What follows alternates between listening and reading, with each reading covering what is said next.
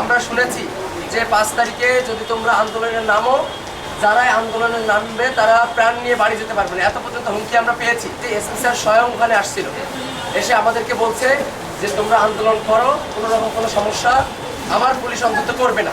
এক দফাই দাবি আমাদের যে এসপি স্যার আছে মতিউর রহমান স্যার, ওনাকে সাতক্ষীরায় এবং সাতক্ষীরার মানুষ ছাত্র জনতা তাকে সাতক্ষীরায় দেখতে চায় অনির্দিষ্টকালের জন্য। তাদের দাবি আদায় না হওয়া পর্যন্ত তারা মাঠ থেকে নামবে না। কোনো ছাত্রদের উপরে বিনা অপরাধে হামলা করা হয়নি, এটা আমরা সকলেই সাক্ষী দিতে পারি।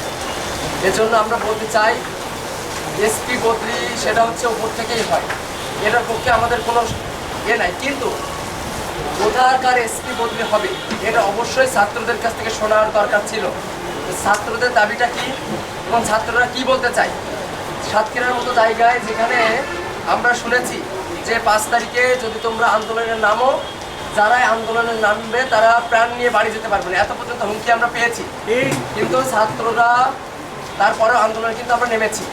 নামার পরেও আমরা ওখানে দেখতে পেয়েছি যে এসপি স্যার স্বয়ং ওখানে আসছিল, এসে আমাদেরকে বলছে যে তোমরা আন্দোলন করো, কোনো রকম কোনো সমস্যা আমার পুলিশ অন্তত করবে না। এনজিওর কিস্তি প্রথমবার বিকাশ পেমেন্ট করলেই 20 টাকা ইনস্ট্যান্ট ক্যাশব্যাক।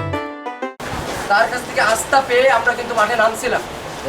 এজন্য আমরা বলতে চাই যে এসপি স্যার সম্ভবত আমরা দেখি যে এসপির বিরুদ্ধে ক্লেম আছে, যেরকম এসপিকে এই কাজকে বদলি করা হয়, কিন্তু বর্তমান যিনি এসপি আছেন তার বিরুদ্ধে আমরা কোনো ওই রকম ধরনের কোনো ক্লেম আমরা পাই নাই, বা ছাত্রদের উপরে অন্যায়ভাবে গুলি এমন কিছু আমরা পাই নাই। তো আমাদের একটাই দাবি, এক দফাই দাবি আমাদের যে এসপি স্যার আছে মতিউর রহমান স্যার, ওনাকে সাতক্ষীরায় এবং সাতক্ষীরার মানুষ ছাত্র জনতা তাকে সাতক্ষীরায় দেখতে চায়, তাকে বহাল করতে হবে।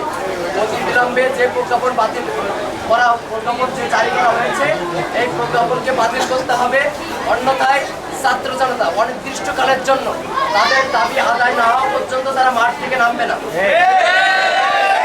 মতিউর স্যার বহাল থাক, আমাদের দাবি মানতে হবে। কথা এক, দাবি এক, মতিউর স্যার বহাল থাক। কথা এক, দাবি এক, মতিউর স্যার বহাল থাক।